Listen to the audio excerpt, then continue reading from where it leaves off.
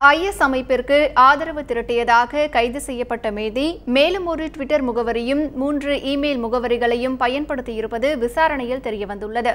இந்தியாவில் ஐஎஸ் அமைப்புக்கு ஆதரவாக செயல்பட்டு வந்ததாக மேற்கு வங்கத்தைச் சேர்ந்த மெஹதி என்பவர் பெங்களூருவில் கடந்த 13ஆம் தேதி கைது செய்யப்பட்டார்.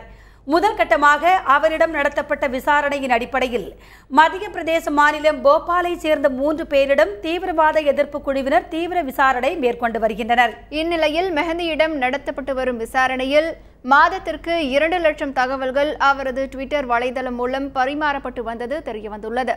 இது தவிர மேலும் ஒரு ட்விட்டர் முகவரியும் 3 இமெயில் முகவரிகளையும் மெஹதி பயன்படுத்தி வந்ததும் தெரியவந்துள்ளது. இந்த தகவல்களின் அடிப்படையில் மெஹதியின் மடிக்கணினி மற்றும் செல்போன்களை பயன்படுத்தி அந்த முகவரிகள் மூலமும் ஐஎஸ் அமைப்பு தொடர்பான தகவல்கள் பரிமாறப்பட்டதா என போலீசார் தீவிர விசாரணை மேற்கொண்டு வருகின்றனர்.